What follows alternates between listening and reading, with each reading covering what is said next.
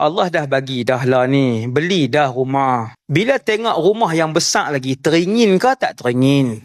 Teringin. Sebab sifat harta ni tuan-tuan, sebab apa yang akan teringin sampai umur berapa puluh pun akan teringin, sebab sifat harta ni Nabi sebut adalah satu elemen yang Nabi kata kalau kamu dapat 2 gunung emas pun kamu akan minta daripada Allah yang ketiga.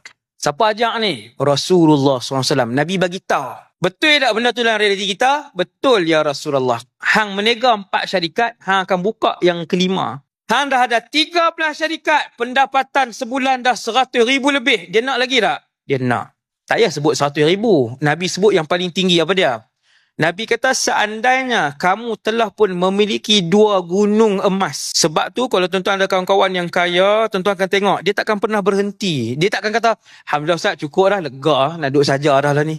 Kecuali ketika dia kaya tu dia gila. Dia akan kata, okey cukup lah, tak mau.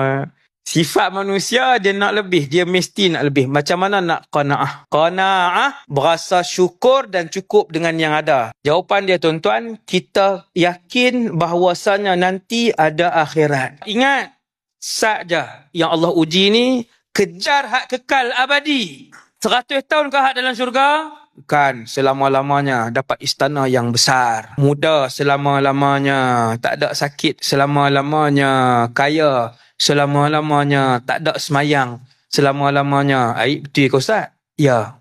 Saya sebut kat tuan-tuan hari ni, dalam syurga tiada lagi ibadat. Hari-hari untuk seronok. Maka cukup kita akan rasa, okey kalau macam tu insya-Allah lah. Kejar akhirat. Pulun untuk banyakkan redha Allah. Nak bagi Allah sayang macam mana?